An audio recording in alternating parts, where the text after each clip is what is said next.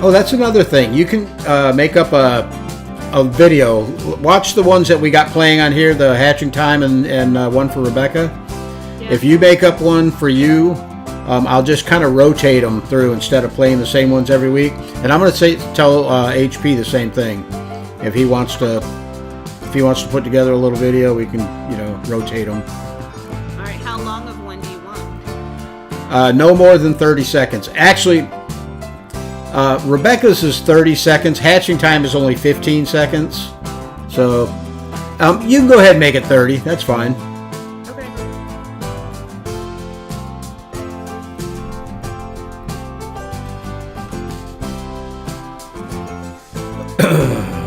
Let's see, where am I at here?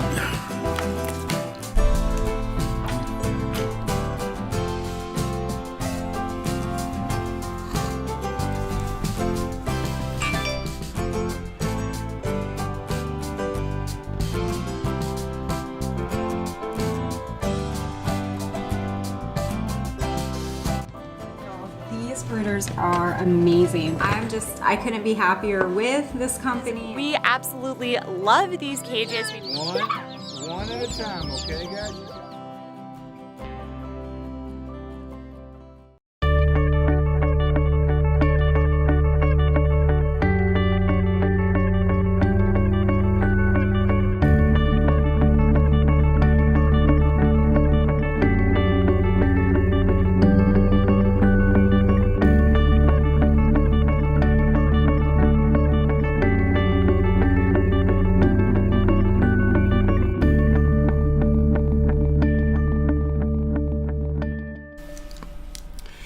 Hey guys, welcome to another Coturnix Corner Live. I hope everybody is doing good today.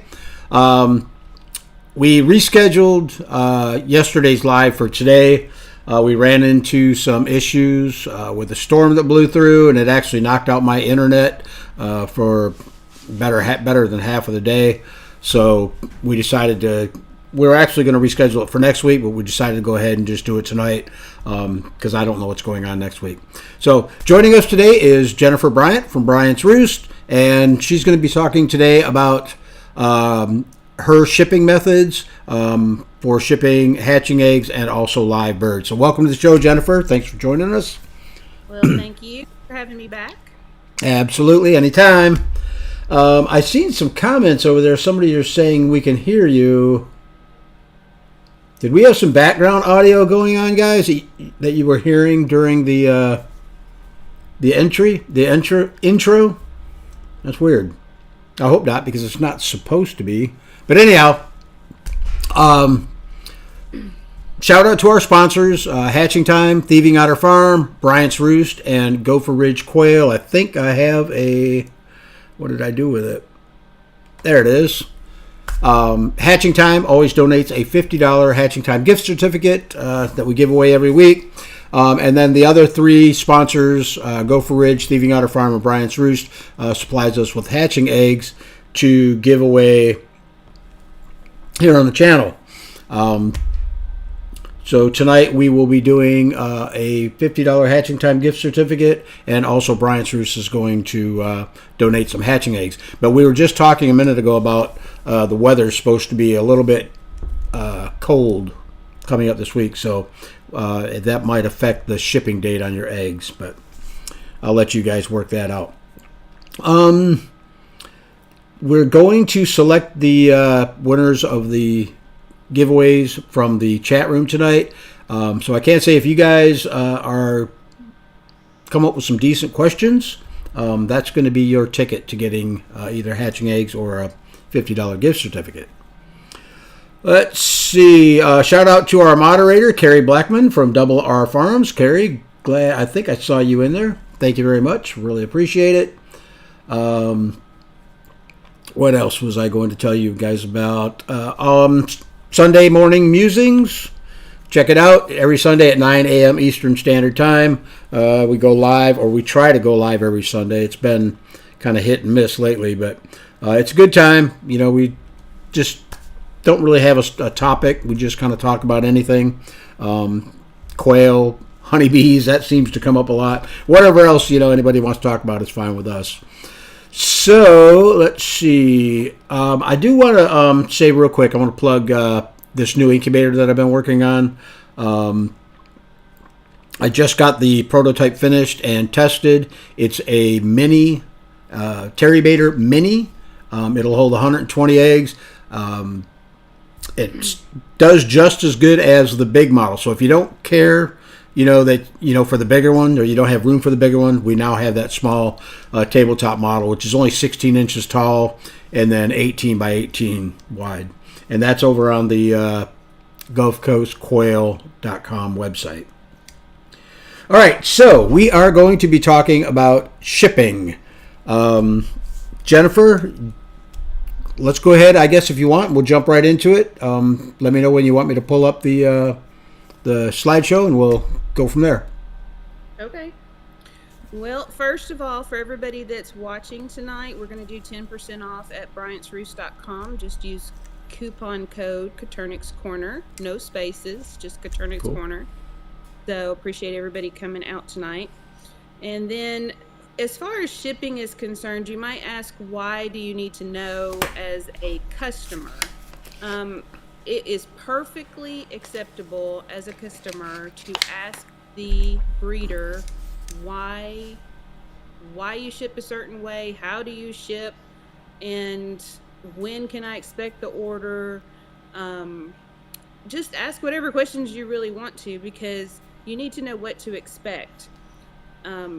Make sure they ship in foam, something acceptable. You don't want to receive eggs in an egg carton with a bunch of bubble wrap, something like that. You just need to know exactly what to expect. If you're the breeder, then you need to choose your appropriate products so your product gets there safely, and that makes your reputation. You're only as good as your word and your reputation, as far as I'm concerned. That's how I was brought up. So the three things I want to talk about tonight would be hatching eggs, live birds, and shipping frozen products. Those are the three things that I ship. So Terry, if you want to put that first one up. Okay. So the first one is, I have two sizes of foam. The small one fits the number 4 post office box.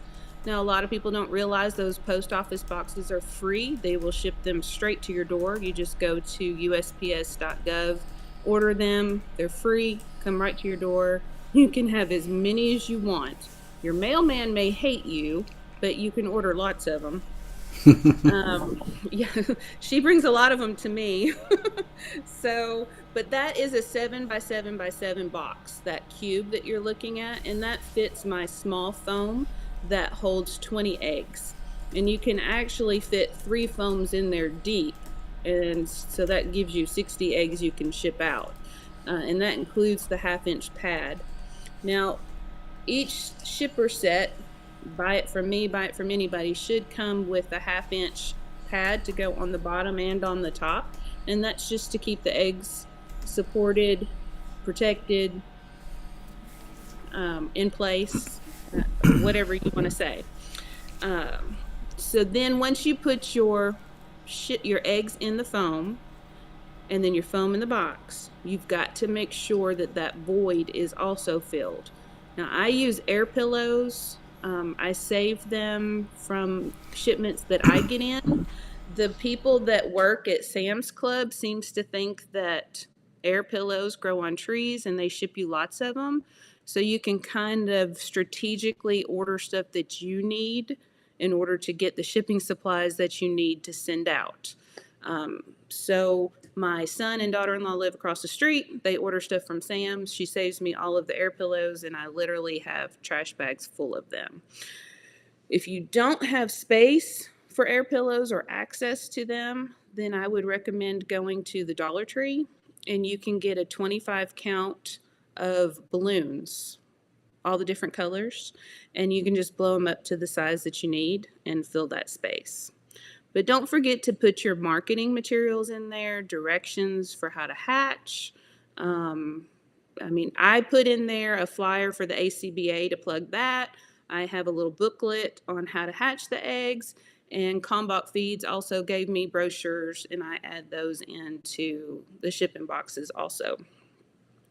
So that's what I do on the small foams. So if you want to go to the next slide. That is my shipping table in my garage, which is where I am now, and my feet are like ice cubes. So you have to have all of your shipping boxes up there. That's what you see up there on the top. And then that black square that you see on the bottom, that's all my foam that I have stacked up for me to grab and go. So basically all of my supplies are right here on the table. On the bottom left there, you'll see I have a yardstick glued down to the tabletop because you'll have to measure your boxes. If you use the post office boxes, it'll have the dimensions on the outside. But if you use your own boxes or reuse Amazon boxes, or I have some custom boxes that I use for foam, you have to have all those measurements. So having that yardstick kind of glued down in place was very helpful to me. The next thing you see there is my label printer, which is fantastic. It works through Bluetooth. I thought I was doing okay beforehand until I got the label printer. Love that thing. But if you don't have one, you can print your shipping labels on regular paper and just use clear packing tape and tape them to the top of your boxes. I mean, the post office could really care less as long as you don't wrinkle the tape on top of the two barcodes. When you print a label, there'll be a barcode across the bottom that looks like a UPC code, but across the top, and I don't know what the name of that kind of code is, it kind of looks like a bunch of, I don't know, grayed out things. Apparently they're using both of those to scan now because people are scamming the post office or something, I don't know. So you got to have both of those visible for their scanners or they'll pitch a fit. So just use clear packing tape and make sure there's no wrinkles right there. The next thing, that black square next to my label printer, that's a scale. You have to have a shipping scale because you have to know how much those boxes weigh when you send them out. And then, of course, you always need tapes and scissors for everything that you're going to do. And I need elbow room, so he made me an oversized table, but that's just me. So if you are going to ship the bigger foam, let's go to the bottom pictures there. The bigger foam fits the medium flat rate boxes, and they hold 40 eggs. If you ship the medium flat rate box, it is $16. If you put the foam in the medium flat rate box and then put it in this box, which says large mailing box on it, which is bigger, it will cost you half as much to ship it. I didn't make up the rules. I'm just passing on the good information to you guys. So take the medium flat rate box, put it in the bigger box, and save yourself some money on the shipping. But what happens is you end up with some extra space if you only use one shipper. So I've come up with a way of cutting that box down that only takes about 10 seconds. So you'll see at the bottom left picture there where I cut the fold about halfway before you unfold the box. So it's still flat on your table. Cut each fold halfway and then just simply put it against the edge of your table and create a new crease. Put your foam in it and rebox it. Put it inside that big box with your air pillows and put your cheaper shipping label on top of it. So it works. But if you had an order for 80 eggs, then 2 foams will fill the medium flat rate box, and you don't have to do that. Does that make sense, Terry? So, all right, next slide. Yep. By the way, Jennifer, I'm muted because some people were saying they were having a hard time hearing you, and I think it's because my incubator's over here running. So, Got it. Yeah. All right, well, this picture just kind of shows you the after effect of after I cut it down halfway, and then you put your 1/2-inch pad in, you put your shipper in, the next 1/2-inch pad on top, and you can see that new crease in that bottom picture that I created, and then I just taped it down. And I mean, still free. We're still in the free range here, so it works. All right, next slide. All right, so the large mail-in box. Now, when you go to USPS.gov, there'll be 2 choices. One will say large mail-in box, and one will say large flat rate mail-in box. If you pick the flat rate one, it's $21 to ship that thing. Now, you can put bricks in it. It can be up to 70 pounds, but it will cost you $21. And you might need a couple of those on hand for our last segment, but for this purpose, you don't need them. The large mail-in box is actually 12 by 12 by 8. So I can ship 12 dozen eggs in one of those safely. If you fold those boxes down, like I said, you can put 3 40-count shippers in there, and you can get them shipped out for much less than $21. So you see in that bottom picture, I've got other boxes in there, but I sent out 12 dozen eggs in that one box. And I just put 2 air pillows on either side to kind of keep them centered, and they make it just fine like that. So, next slide. Again, on top, I use my marketing materials. As a shipper, you want to make sure you send out all the information, make an impression so people will come back. And then in the bottom, you have your scale. I started out with a free scale, and it was kind of a pain because it's not very big platform. So on Black Friday, they had this one. I think I paid $10 for it, and it goes up to like 300 pounds or something crazy. And but the platform is 12 by 12, so it actually works perfectly for these boxes. And so I just use that, and then I put the information right on my phone and print it right off on the label maker, and everything is done right here at the table, and I don't have to go anywhere else. So, next slide. Okay, live shipping. Now this is a whole different ballgame. Now to do any of this kind of stuff, you're supposed to be NPIP certified. You need an NPIP number. To ship live birds, you have to go onto their website, which you'll need a login for, and put in who you're shipping to, what you're shipping, what they're going to use it for, what breed they are, what they had for breakfast. I mean, they ask you a bazillion questions. And then you have to wait for it to be approved. You print it out, you print it out, and you put it on the side of the box. Now, I've got 2 boxes here that I use, and I'm also going to tell you that over on my website, I have a blog, and I put links to these 2 boxes on there so you would know where to get them from. The bottom box is for chicks. It's only 10 inches high at the highest point. The top box I use for grown birds or chicken chicks. Just gives them a little bit more space. It's 12 by 8 by 16. I can fit 2 started pullets, chicken pullets in mine, or I can put 4 or 5 quail, grown 4 or 5 adult quail in that box.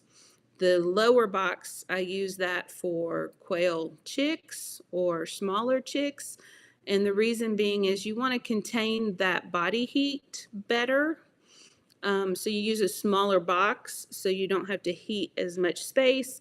And of course, smaller boxes equals cheaper shipping rates. So if you go to the next slide. Okay, this is a picture of the inside of the box. I should have taken the picture before I put the birds in it, because what's the first thing that they do is they make a mess in there.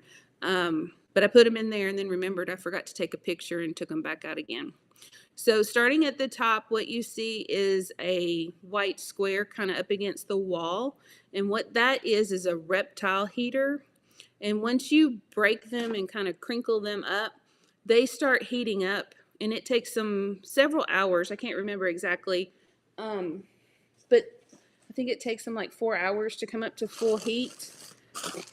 And this is them. Woo, I'm not good with the camera. This is them. And they come up to heat and then they stay warm for 72 hours. So they put off quite a bit of heat in that box for the chicks for 3 days. And it should not take them that long to get where they're going. In the corners, I have hot glued Dixie cups in, which takes longer to heat up the glue gun than it does to do anything else. I just put a little bit of hot glue on the bottom of those Dixie cups, put them in the corners. And the green stuff that you see in them is Grow Gel. Now, Grow Gel comes in a little package like this. Also, there's a link to that over on my website. And that's a water substitute. You add water to it and it keeps growing and growing. And it makes about 1.5 cups of that. I'm not even going to call it sludge. It's like a wet sand almost. It's kind of strange consistency. But it's got a lot of vitamins and probiotics and all kinds of stuff in there. And so it keeps them hydrated. They pick at it, I guess, while they're in there. And then I also just dropped some food in there in the cups. So the moisture from the Grow Gel kind of holds the food in place. And then I put a puppy pad in the bottom just in case anything gets wet on the way. And the reason how I came up with putting the puppy pad on there is I had a bird shipped to me from New York, and I guess the mailman set the bird down in a puddle, and the whole bottom of the box came apart. And so they had tried to band it together with some other boxes, trying to keep him contained in this wet cardboard box. And so I got this idea that if I put a puppy pad in there, at least maybe that might help absorb any moisture for some person that decides to set live birds down in a puddle. The bird is fine. He lived. It's fine. But above the puppy pad there, I add about 1.5 inches of pine shavings. Since I raise my birds on wire, they never actually get on pine shavings here. So once I put them in there, they're completely just in love with playing in the pine shavings. And you can hear them playing in it the whole way to the post office. And I'm sure they play the whole way to wherever they're going inside of there. So let's see. Yeah, I got all that ingredients in there. So next slide. Once you do it on the outside, you'll need to, of course, make sure it's secure so that they can't escape. Some people band them. I don't have a bander, so I just use my tape. Now, that particular box doesn't have any film across the holes, so I used those free stickers that you can get on the post office website and kind of cut the holes in half so they couldn't stick their little heads through there and get them chopped off when they got thrown into the mail truck. Yeah, so that's what I use those stickers for. Plus, putting the express stickers over the boxes tells the post office that this is an express delivery. And that's something else I need to say. I had somebody question me the other day that they didn't want to pay for express delivery. Express is the only way that the post office will ship live birds. FedEx and UPS won't do live birds. So you don't have a choice as the buyer, and I don't have the choice as the shipper. I have to send them express. And yes, it's more expensive. But you want the birds to get there as quickly as possible to limit their stress. If I put them in a regular old box with a couple air holes, it could take them 5 days to get there. And I'm a pretty optimistic person, but I can pretty much guarantee that 5 days in the mail will kill the chicks. So I think the Express is well worth the money. I shipped some to California this week, and they made it in 20 hours. And they're doing good. They're perfectly happy birds. So on the outside of the box, you do need the customer's phone number because Express shipping does not deliver to the door. It only goes to their post office. And then once they're there, then the post office will call the customer and let them know that they're there. So, all right, next slide. All right, now these are for frozens. Now I ship frozen feeder birds for reptile people.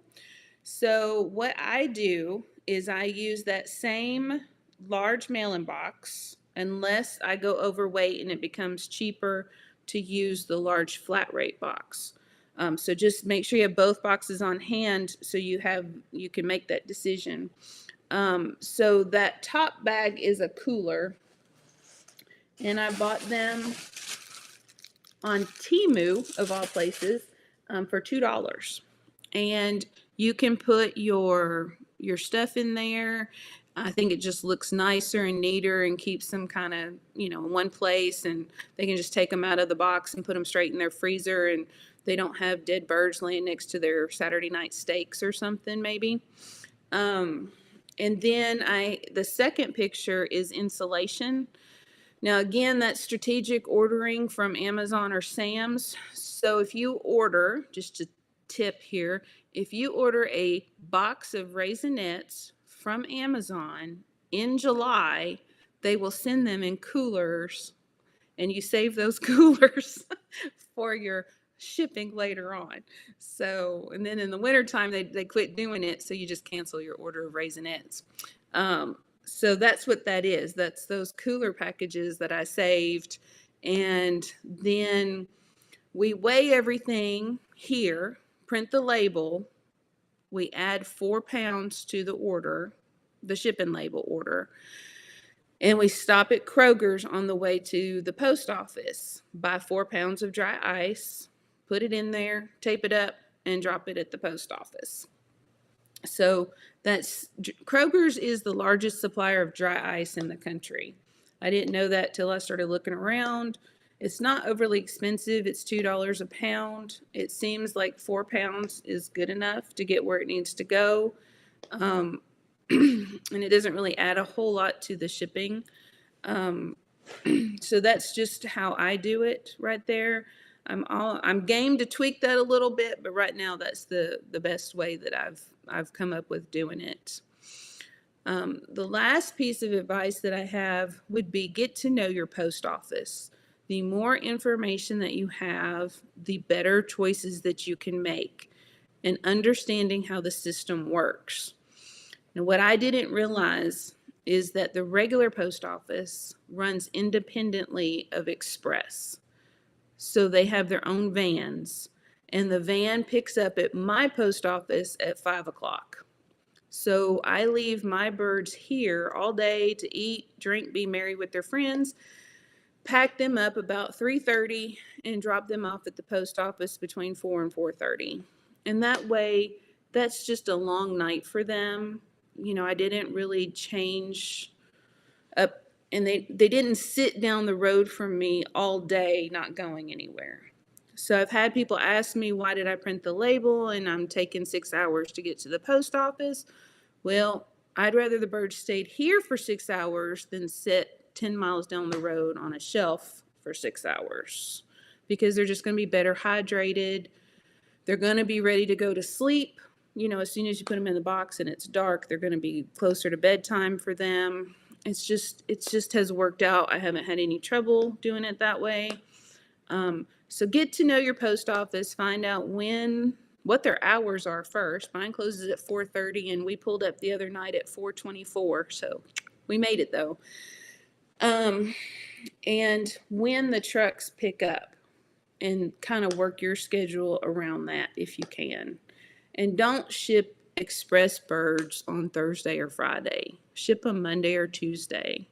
Don't try to cram them in at the last of the week, because if they don't make it, they're going to sit somewhere all weekend, and that's not giving them the best chance at survival or the customer receiving live birds. There is a lot more to think about with live bird shipping than just throwing some eggs in a box and sending them out.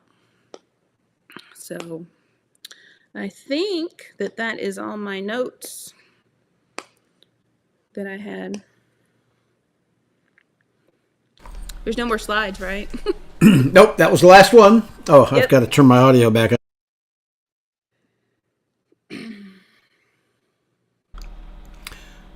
Okay, I got my audio turned down a little bit. You might just have to speak up a little bit because I think everybody's hearing the incubators going over here.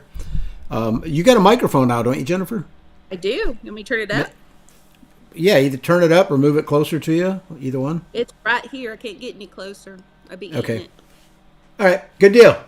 All right, so we're going to go ahead and jump into the chat room now and see if you guys got any questions for Jennifer. What was I going to say? Boy, I hate it when I lose my train of thought. Okay, let me go over in the chat room. Oh, I know what I was going to ask you a question, and I forgot what the question was. Well, I'm glad that you remembered that it was a question. Yeah, that's Yeah, yeah. it's kind of like walking into the kitchen and wondering what you went there for.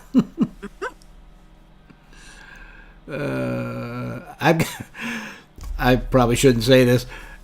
My wife's got our microwave right next to the refrigerator, and I'll go over and I'll make something to eat or grab a cup of coffee and go to heat it up in the microwave, and I always open the refrigerator door.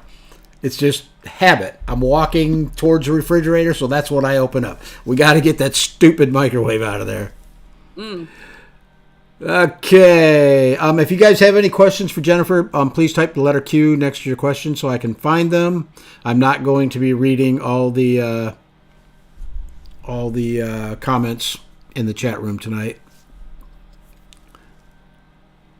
Sundial Fragrance says, sign me up for some hatching eggs. I could use some.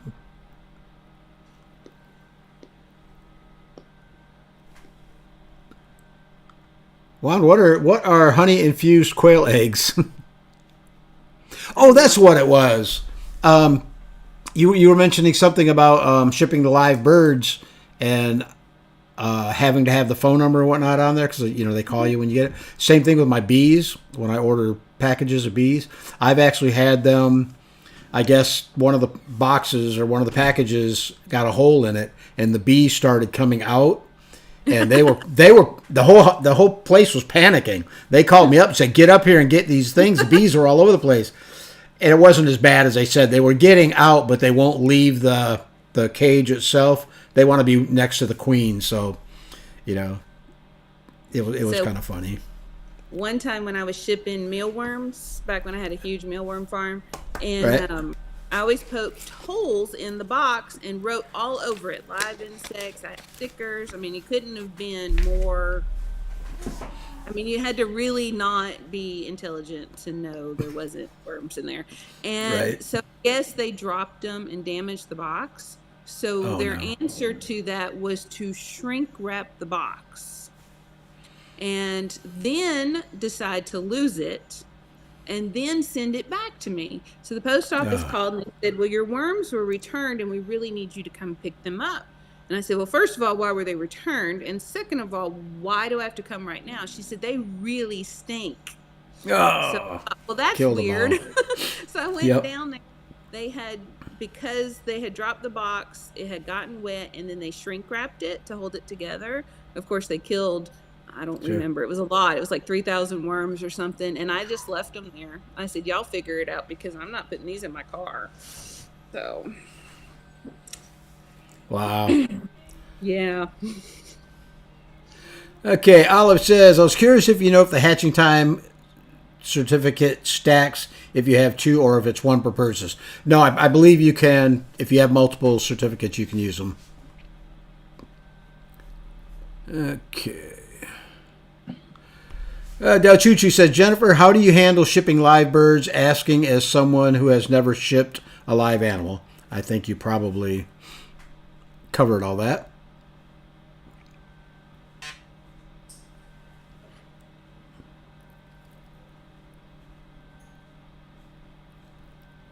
I got to figure out what it is with the audio. It's like my audio is really loud, and all the guests, it seems like, are, half my volume. I just turned mine way down.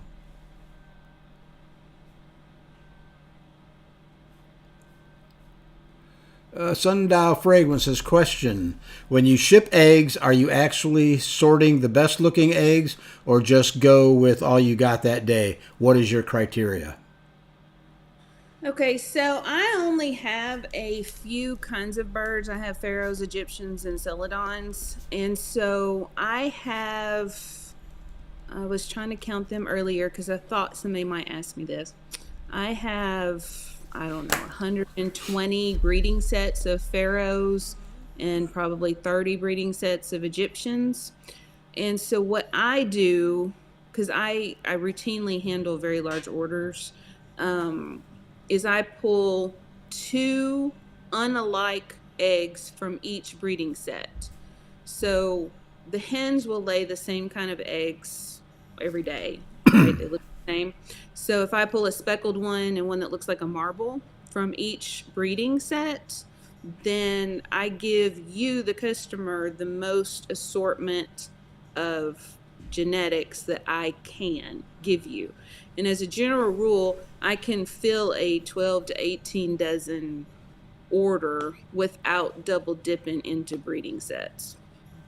And that was something else that I wanted to say and didn't write down. When you're picking a breeder to choose from, don't order 18 dozen eggs from somebody that has 3 breeding sets. So if you're going to order a large amount of eggs, ask them how many breeding sets that they have. So I pick the best shaped, sized eggs from each breeding set to do my orders.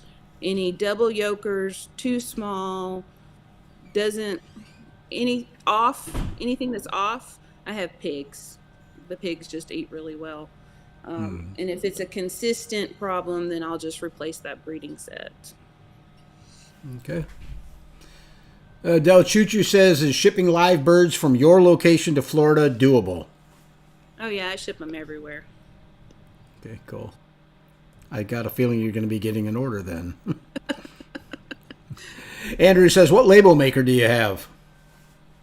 It's a Brother. If you want to send me a message, I'll send you the link to it. It's a Brother, though. Is that the printer that prints your labels up?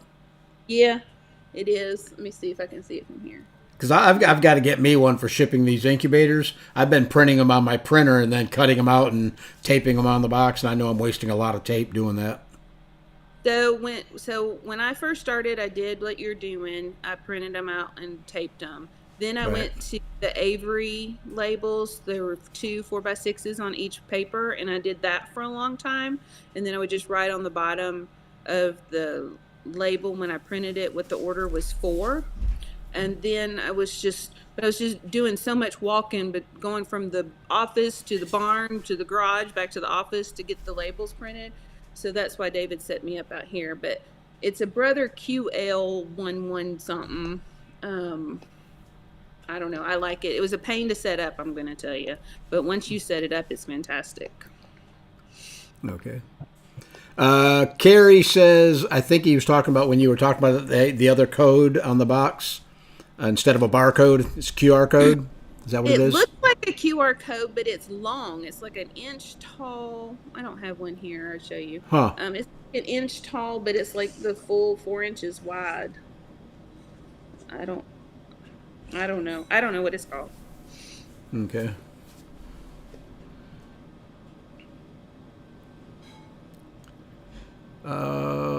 D says the priority mailboxes require priority rate.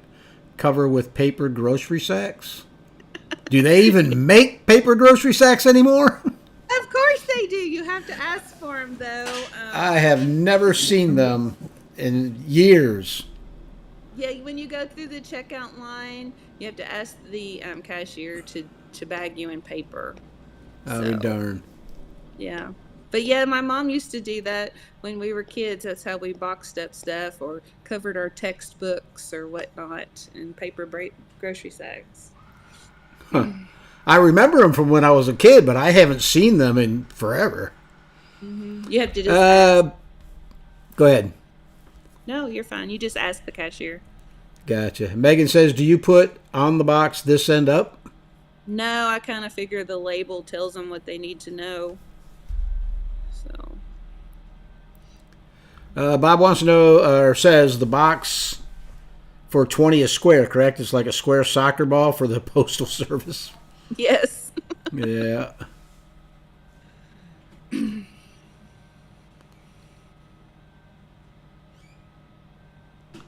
D says, there is no $sign for the cardboard boxes because their purpose is to simplify the priority rate cost. I've used these for years, all kinds of stuff. Won't tell you how many I'm looking at right now.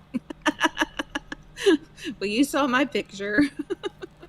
I made the mistake of doing that. I boxed up a shipment going out in a priority mailbox, and then I printed a label off of a pirate ship according to the box dimensions, and I took it in. They wouldn't accept it. Oh. They wanted the price. You printed a ground. So when you Yeah. print it off, it doesn't have a G on it. So that's what I don't know why Pirate Ship offers that, because I don't think the post office is actually doing parcel post anymore. Right.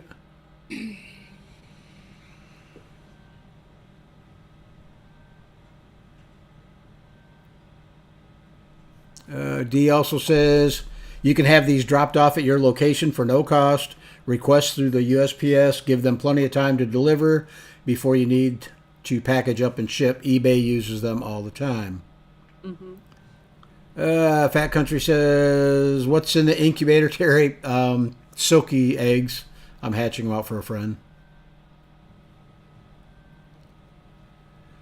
Del Tucci says, question, Jennifer, are button quill hardy for shipping? You know, I haven't shipped any yet, but they seem pretty indestructible once you get them past 3 weeks. So I've got some people that want me to ship them some. I'm going to try it. I don't see why they wouldn't. I mean, I wouldn't ship chicks by any stretch. I would make sure they're at least 3 or 4 weeks old. Right.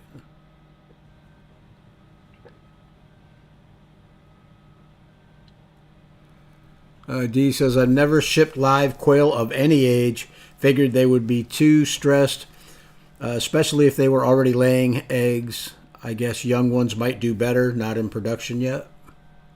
So I shipped some last week. They were a week old. Shipped them to Michigan. He still has all 22 of them because I shipped him 2 extra thinking maybe one would die or something. He still has all 22 last time I talked to him, which was about 3 days ago. And on Monday, I shipped 4 celadons from Tennessee to California. They even laid her an egg on the way there. So Wow. She got to see the color of the eggs when she got them. Perfectly happy.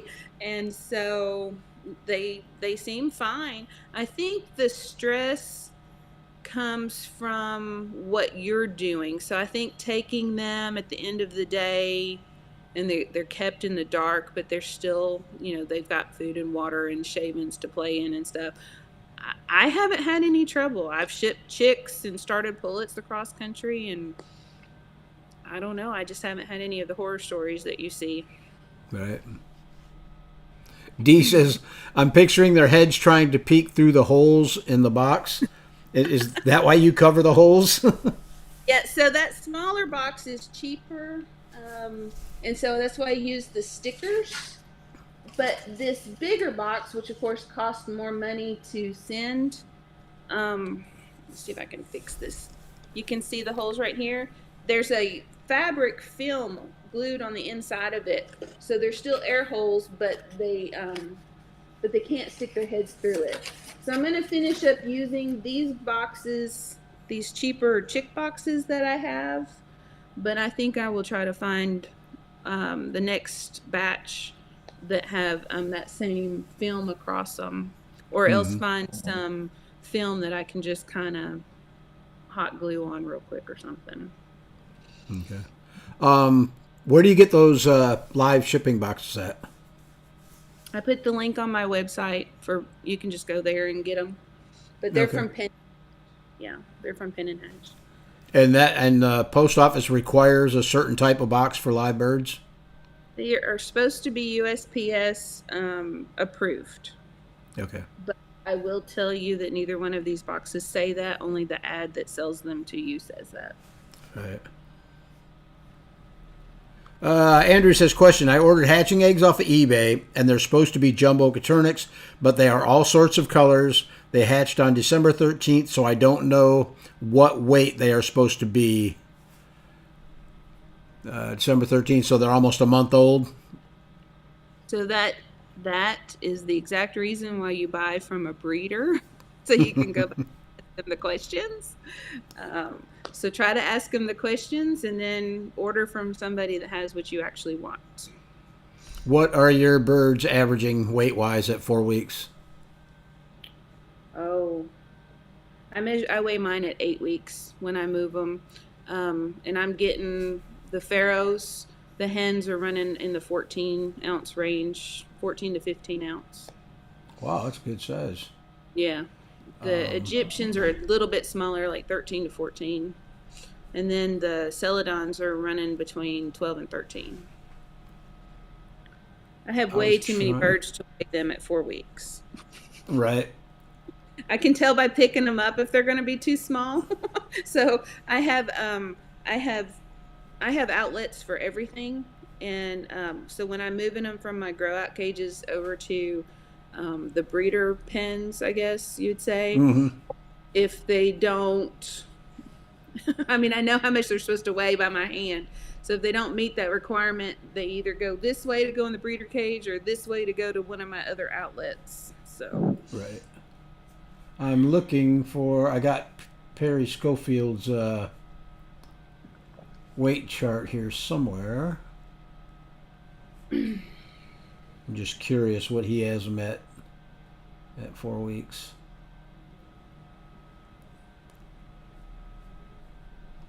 Here we go.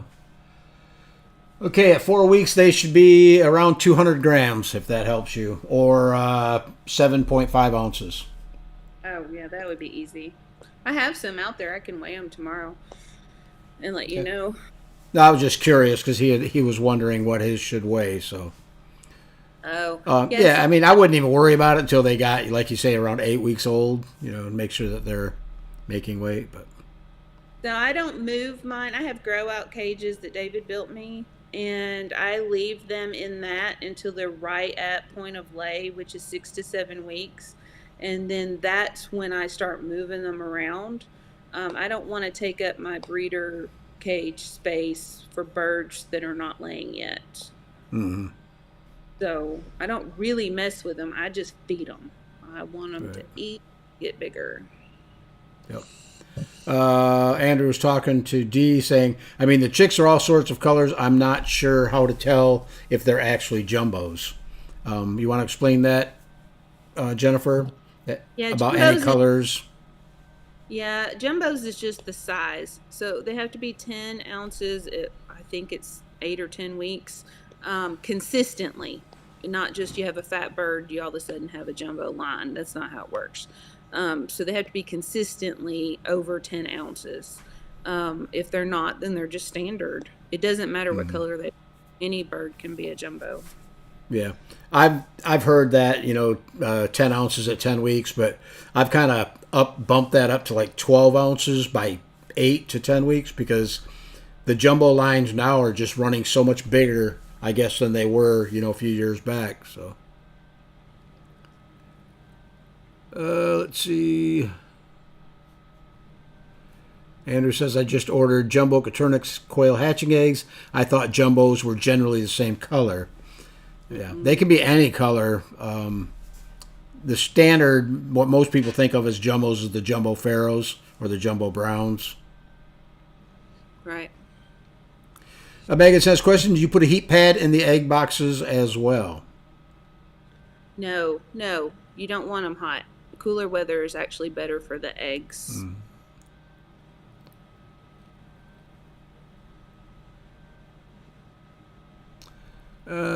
Katie says, just wanted to pop in and say thank you so much for my eggs from Bryant's Roost. They arrived perfectly. And thank you, Terry, for all the knowledge and lives and opportunities. Cool. Glad you got them. Congratulations. Megan wants to know, how do you raise feeder birds for reptiles? Well, you don't really raise them. You hatch them. So, and that's about the end of it. So, I mean, I guess if you don't eat your birds, put your hands over your ears right now. So you hatch them out, and then I put them in the brooder, and I just sit there and kind of look at them for just a few minutes. And if I have any with splay legs or some that don't look as vigorous as the other ones, then we just pop them out, and we use CO2 gas, and it's really quick. And we freeze them. We shrink wrap them individually, and we send them out. Okay. Josh wants to know, what weather temperatures do you start to adjust the way you ship?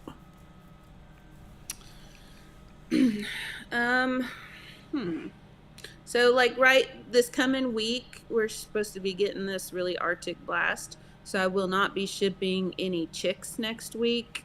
I don't have necessarily an issue shipping adult birds, but I don't really have any this week to ship out, so it's not an issue. The eggs, I don't worry about the eggs as much because of the way I box them. They're kind of insulated the way I box them, and I haven't really had any problem. The cooler weather is not so bad. I'm in Middle Tennessee, so if you were in Florida, that wouldn't be an issue, but maybe I might not ship to North Wisconsin or something next week. I might put that off for a week. The only time I actually am hesitant to ship is really July and August. And I have some different ways of packaging in July and August. If people order, orders die down and you don't get as many anyway. But I have these, I don't know, back during COVID when everybody was getting Amazon delivery in, and Amazon was putting them in these tinfoil insulated bags, the groceries. I assume they did that everywhere, but they did it here. Well, I saved all those bags because you just think, oh, they're nice bags. What are you going to do with them? So I have like a huge stack of them. And so in July and August, I'll use those and put the eggs in it, maybe with a cold pack or something to kind of keep them cool. Nice. Del Chuchi says, question, tell us the story behind your name and logo. Me? Well, my last name. My last name's Bryant. And the Roost is, well, it's, all of this started with chickens. And so the chickens have to roost. Then we got turkeys. Then we got ducks.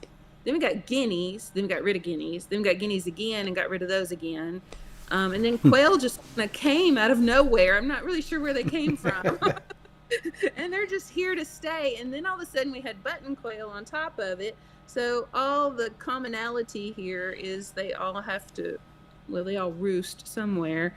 And so when we found the property, we had been searching for our property.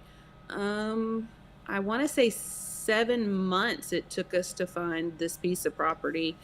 And when we pulled in, it was just raw land. And I said, oh, we're coming home to roost. And kind of stuck. So that's what it is. Cool. Fat Country says, question, does the post office insure the birds when shipping? No. Nope. Can you get insurance for them or not because they're live? I think if the box gets damaged or lost, then they're going to replace the shipping cost. But I think you would have an argument with the bird cost. I have not had that issue yet with live birds, and I hope that I don't. But now when I was doing mealworms, I had that issue quite a bit. And I have a trick, and I'll tell you, when you ship, and make sure you use priority so you get $100 worth of insurance. And when you have to put in the claim, the first time you put the claim in, it will be declined. It just, no ifs, ands, or buts. It's going to get declined. Well, you only have so many days to appeal it. So make sure you appeal it, and you have pictures and documents and invoices and all of that kind of stuff, and you send it in. 50% of the time, the appeal is paid, and the other 50% is declined again. The third time you appeal it, 100% of the time I have been paid. Cool. But it takes time and it takes diligence, and you only have so many days to do it, and that's what they're banking on. I had shipped some eggs up to a girl in northern Florida, and they got there and they were totally destroyed. All the eggs were broken. The box was crushed. She took pictures of it.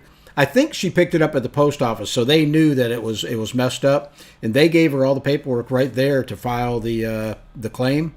She sent all that to me and had me send it in, and they covered it. They covered the full price shipping and everything. I was surprised. If you can get the postmaster to sign that form, I don't know the number of it off the top of my head because it's been a couple years, but there is a form. You can tell him to sign it for the damage. If you have that form right then, you have a better chance of it getting paid the first time. Gotcha. Mark says, question, do you add a handling charge or just the shipping charge? Just a shipping charge. Okay. TSK Quail says, do you need a license to ship live birds? Just NPIP. Okay. At least here in Tennessee. I don't know about any other state. We need to be NPIP for hatching eggs or live birds to ship out of the state.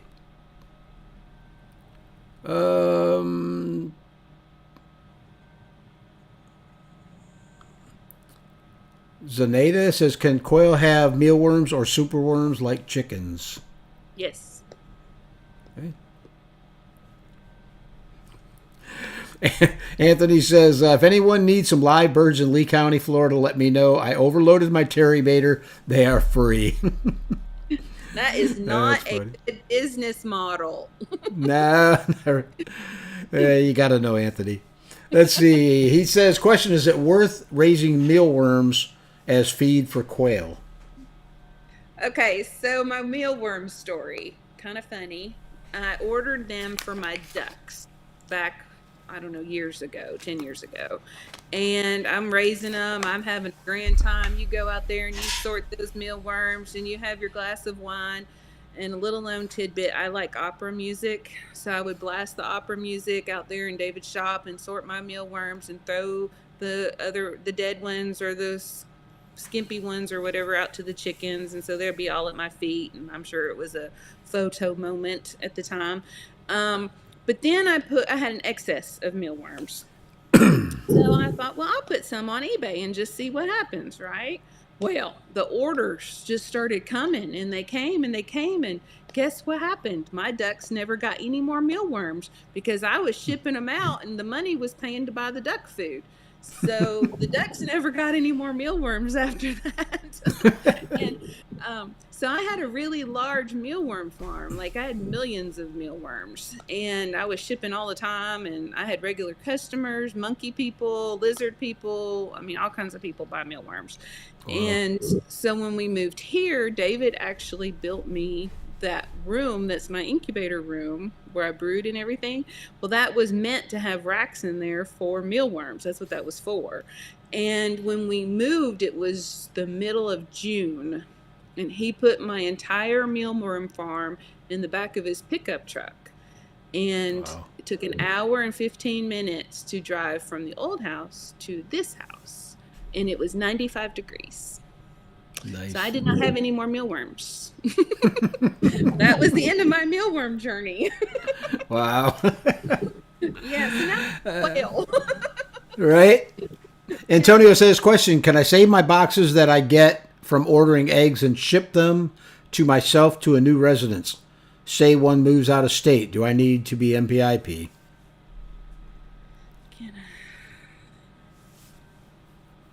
Sure. How am I going to say this? I'm going to be politically correct here. You are legally bound to be NPIP to ship. Out of state. Correct. Yep. Yep. But the post office does not ask for that. No, and a lot of people ship without being NPIP. Yep. Okay, Andrew says, question, how many per set are your breeding sets? I do 1 rooster and 3 hens. Of quail. Jill says, what was that? Of quail. Right. If you do a breed set for my chickens, it's a trio. Jill says, thanks so much for the great information, Jennifer. You are always so helpful and have amazing birds. I'll be a customer for life. There you go. Wendell made it. That's cool. D says, brown paper grocery sacks are at Winco.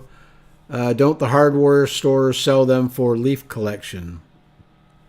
Yeah, they do. No idea. But ones at Publix is better. Publix has them too? Oh, yeah. Terry, I'm going to ask them next time I go there. I only see the plastic ones. No, Plastic you bags.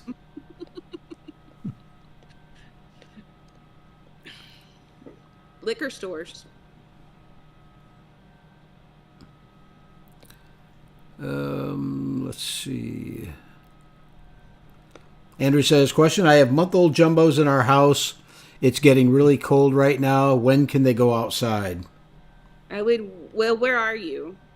Do we know where he is? I don't know. He says it's really cold. Just Well, I would wait till after this cold snap, and then they should be fine.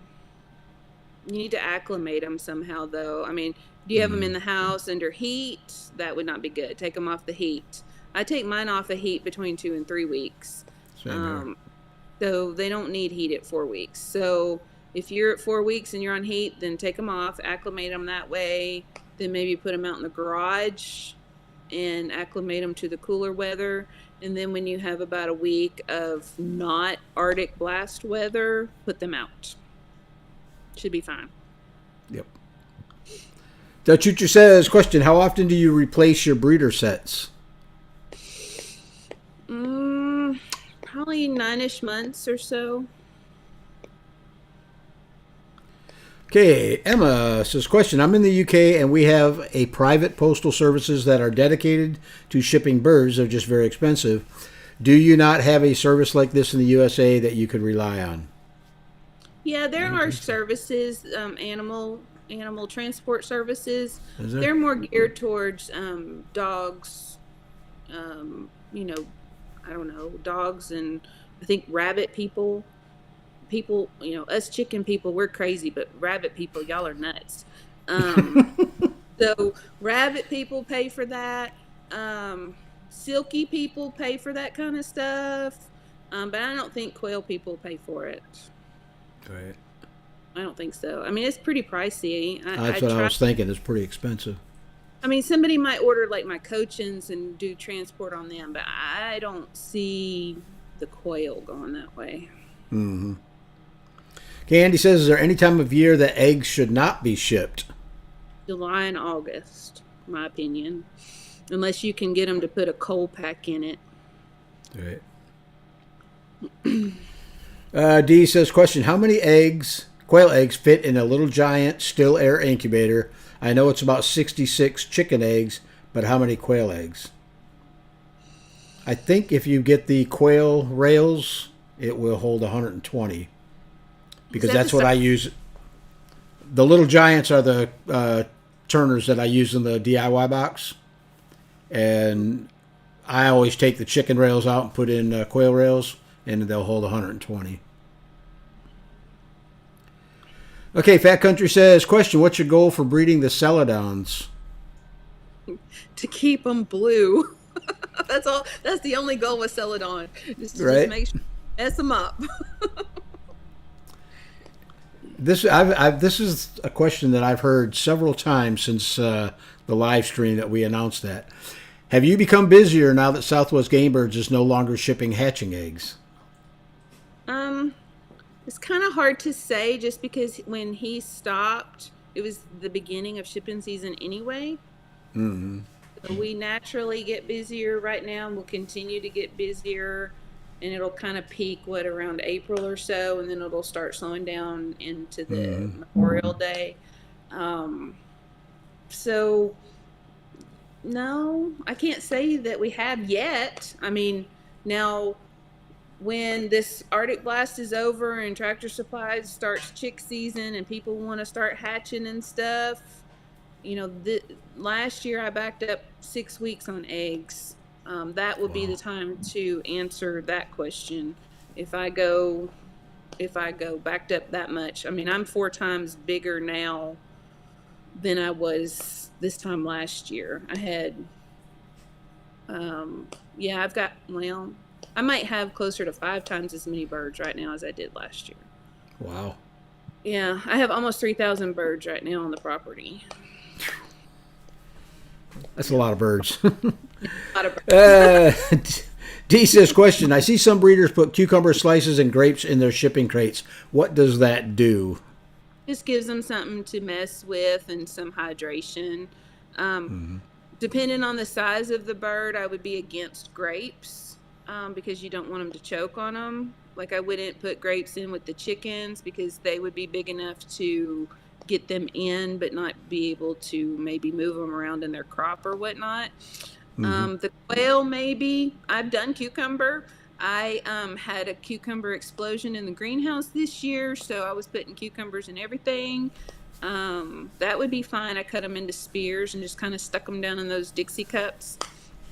I mean, they did fine. I've never had any trouble with the birds. So. Cool. Sundial says, are you adding grit to their feed or sand? No. Megan says, question, is there such a thing as the jumbo celadons that lay blue eggs? Mine are jumbo. Are they? Mm-hmm. What color are your celadon birds lines? Tuxedos. I got mine from Michael back in the spring. And funny story. So he sent me some, and then he sent me some from a project that he was doing. Well, I mixed them up. Whatever. I threw them on the same brooder. Well, they look the same. So then it took me 2 months to separate them back out again. He even offered to send me some more. He said it'd be really hard to separate them. But I've managed to do it. I don't have any trouble. I've been doing it, I don't know, 8 months now. And I haven't mixed them up yet. So they all lay blue when I expect them to lay blue. So that's the goal, right? Right. So yeah, but yeah, somebody questioned me on the sizes, so I went out and took a bunch of pictures, and I'd say they're 12 to 13 ounces at 8 to 10 weeks. The hens. Is that mostly like EB based birds? Yeah, I just have the tuxedos. Okay. So he did send me some range, but I don't know, I don't like them. I like the darker colored ones, so I kept those. D says, question, is it true that fertile eggs lose their hatchability after 7 days of waiting to put them in the incubator? That's what they say. I mean, I don't keep eggs that long. I don't need to keep eggs that long. But I've gone as long as 10 days and still had a good hatch rate.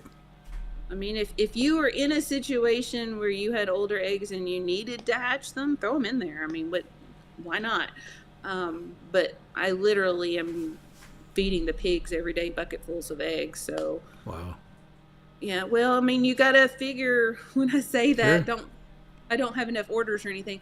I've got new layers. So, you've got to have them lay for 2 or 3 weeks before you can do anything. And then you've got a test hatch. So it's another 2.5 weeks. So that's like essentially 5 weeks of eggs from a breeder set that you can't sell or do anything with. So I'm raising pigs. Yep. Amanda says, we have celadon eggs in our incubator right now from Bryant's Roost. So excited. Thank you for sharing all your knowledge. Well, you're very welcome. Andy says, do you cut your foam yourself? If so, how do you cut it and what size do you carry? Where do you get your foam from? I order the foam in, and he cuts it for me, and then I assemble the sets myself. And what was the rest of the question? I have two sizes. Well, I have four sizes. The small 20 count quail foam, and I have a 40 count quail foam, a 9 count chicken foam, and a 20 count chicken foam. Okay. Andrew wants to know how you gas your birds. Carbon monoxide tank in a Tupperware. Amanda says, question, do shipping eggs get affected by the weather as well? Extreme cold or extreme heat? The cold is better than the heat. You don't want them to freeze, but they can be cold, and you'll just want them to come up to room temperature before you put them in the incubator. If you order them and it's 100 degrees outside, like in July or August, my personal opinion is I would just take them straight from the box and put them straight in the incubator without the turner being on. And I've read something, I don't even remember where I read it, recently, that said that because if it was so hot outside, maybe they started incubating in the shipping box. So you don't want to stop that if that was the case. And the idea behind leaving the turner off would be to not agitate them had they not started. So I think it makes sense. So if you ordered eggs in July or August, it's 100, 120 in those trucks going down the road. I think I would just put them straight in the incubator with the turners off for a few days, like kind of let them settle in the incubator itself, and then turn back on. It makes logical sense to me. I can't say that I've done it, but the logic behind that makes sense. Okay, Sundial says, Jennifer, do you still keep chickens? If yes, are you shipping hatching eggs? I don't ship chicken hatching eggs. I do have chickens. So I just do the Buff Orpingtons and the large fowl black Cochins. And the reason why I don't do chicken hatching eggs is because if you're familiar with those two breeds, you can't get any fluffier than those two breeds. And my fertility is not the best because I don't want to trim them because I show them. So I am just selling chicks at this point. And it's just a better all-around deal for the customer, and it's better for me because if I shipped you a dozen eggs and you got 2 chicks and the rate that I would have to charge you for those dozen eggs, you would be better off ordering chicks. So it would be cheaper and you would get exactly what you wanted. And I also ship started birds, started pullets, started cockerels. So you can even get a trio if you wanted to. But remember that I don't have the everyday chickens. I have specialty chickens. Showbirds. Yeah. Emma says, questions. I'm looking to sell hatching eggs and live birds here in the UK in the future. How would you recommend going about setting a price for those? Setting a price? Well, I don't know. You kind of have to just look around and see what other people are selling them for. And then you kind of adjust to keep your orders in check. I mean, there's a lot of variables to that. And the biggest thing that I can harp with people is you're only as good as your reputation. And I think that we see enough of that going on in the quail clicks right now that make sure what you are selling is what you're selling. Right. Like, don't sell somebody on Pharaohs and ship them whites. Keep your reputation intact, and eventually you'll be able to charge whatever you want to at the end. Mm-hmm. Andy says, what would happen if someone ships and they're not NPIP?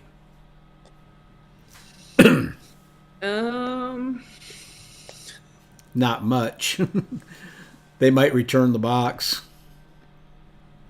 Maybe. I'm going to keep my mouth shut on that one. It's right? Nothing. Free Time says, it may have been said, but what part of Tennessee are you in? I'm in Bell Buckle. I'm just south, about 45 minutes south of Nashville. Okay. Sundial wants to know how often you replace your roosters. So it's kind of hard to explain unless you're standing here and in my brain, which might be scary. So I do hatch and time cages, and everything on my cages is marked with painter's tape and with hatch dates, and if I mixed roos up, if I just whatever, if I'm feeding them special, if it's a project cage, I have literally got painter's tape with notes on it everywhere. And that works for me. So you have to find a system that works for you. And so if I have my older cage, now you have to also think I have 15 stacks of hatching time cages. So I have a lot of birds. And so I have them grouped by age also. And so my older birds, they're going to die off or something's going to happen to them. I start rearranging them. And that also helps keep some genetic diversity going on in my own breeding sets. So if a rooster dies off, then I might bring a younger rooster in with him, or I might disperse those hens over with other roosters, or I might just decide that, that particular cage is aging out, and I use them in another outlet that I have, and that's a good time to wash that cage and do maybe some maintenance to it or whatnot, and load it up with the new breeders. So I don't know how to say this. That's kind of sometimes the uglier side of farming. You kind of have to make decisions and space and what's coming in and what your needs are, and stuff needs to be moved so you can wash it. And All right. so my birds are constantly being moved around in a lot of cases. Okay, Tommy wants to know, he's got some jumbo browns that are 6 weeks old, 7 hens and 9 roos. When does he need to separate and take out the extra roos? Now. Yeah, I was going to say they're getting about that time. And keep your extra roos in a darker spot. So we always tell everybody to light them up to get them to lay and be sexually active. And they do need 14 hours for that. But you can also go the other way and cut that light down and keep the testosterone lower in those extra roosters to keep them from, being aggressive or wanting to overmate or whatever, and just let them grow until you're ready to harvest them. Mm-hmm. Emma wants to know how many eggs do you ship in a year? I don't know. A lot. I would say I ship 20 to 30,000. Wow. Yeah. And he wants to know how long you've been keeping quail? Several years, since my mealworms died. Del Juju says, Jennifer, how do you handle the waste management for that many birds? That's a good question. So we have tractors. Now you guys have to understand, I don't live in a subdivision. I live on a working farm at this point. We have cows and pigs and goats and all kinds of stuff. And so we bring the tractors in twice a week and we scrape all the trays down, and we have piles over on the far side of the pond for composting. And I have a greenhouse and a garden and all that kind of stuff. Mm-hmm. So we use all of it. We are... by the end of 2024, I would say we would be 90% self-sufficient here. So. Cool. Andrew says, when I read online about colors, I get confused with the terms like fee, fab, and more. What do those mean? Easiest. I was going to say easiest answer to that, Andrew, is we've got a playlist by Allie over on the channel. There's all kinds of videos in there that talks about all the different color varieties and, fee, fab, you name it, it's in there. Mm-hmm. Okay. Sundial says, are you taking care of the quail by yourself or do you have help? I have a full-time employee. Nice. Aaron says, do you have the red line of celadons? I think the scarlets. Scarlet's or Red Range, maybe? Yes, that's what Michael sent me. Yeah. Okay. But I kept so I say that I keep the scarlets because I think they're just really pretty. But I also have the scarlet tuxedos. I don't particularly care to keep the whites. They don't interest me. If I don't want to do it, I just won't do it. The whites don't necessarily interest me, so they go to one of my other outlets. And the ranges are kind of that light brown color. Yeah, they don't overly interest me anyway. I just think the scarlets are just pretty. They're dainty looking in the face, So I just keep them. Megan wants to know, how many breeding sets of celadons do you keep?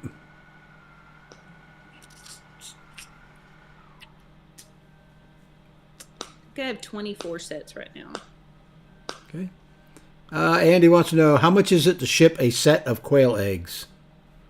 You gotta go to my website and you put the order in and it'll figure it out for you. Oh, that was a good sales tactic.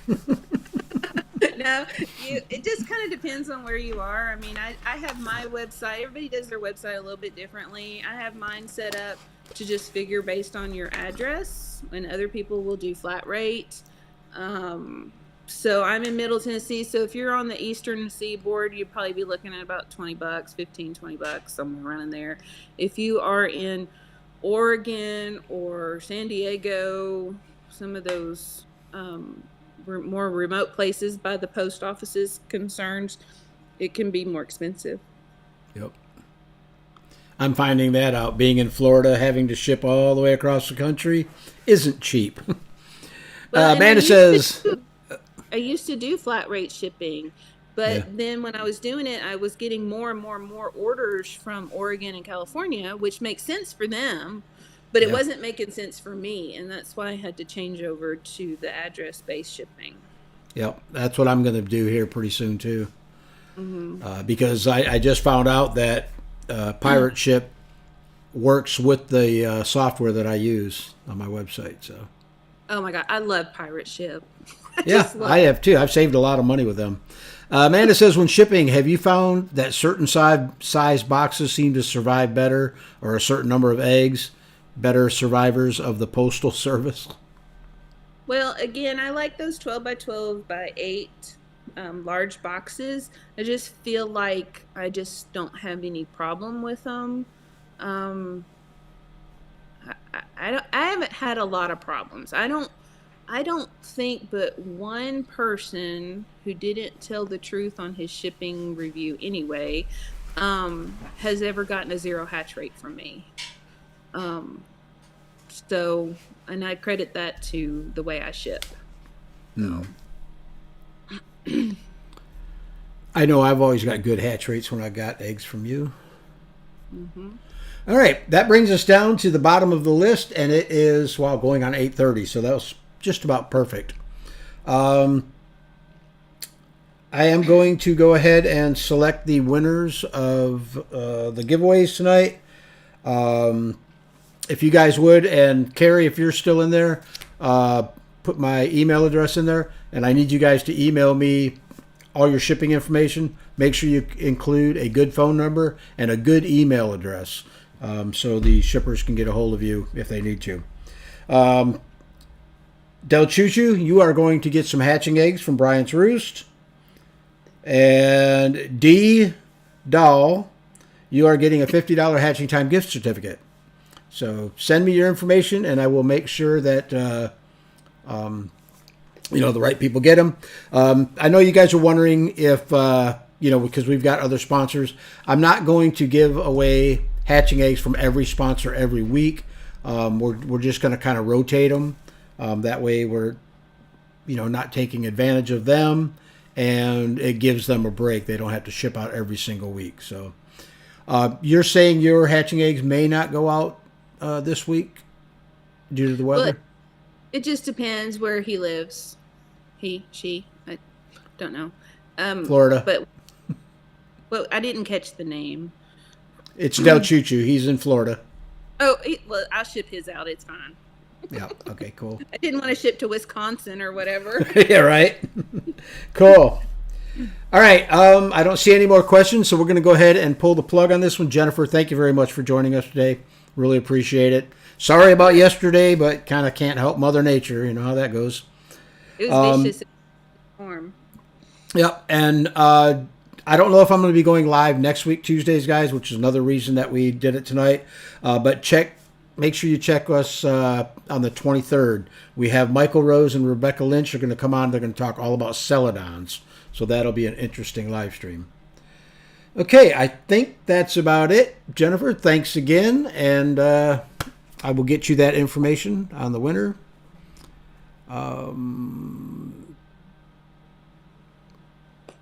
Aaron says, can I get just scarlets on the celadons, or is it mixed? They're mixed. It would take me a while to come up with an order just on one color, probably. Right. Oh, and don't forget, guys, is this on your website, the coupon code, good for the entire website? Just Coturnix Corner. The foam. Coturnix Yep. Corner. For tonight. Say that again. The shipping foam, use coupon code Coturnix Corner for tonight. Okay, perfect. All right. Everybody, have a great week. And don't forget Sunday morning musings. And thanks for joining us. Have a great one. Thanks again, Jennifer. Bye-bye. Bye.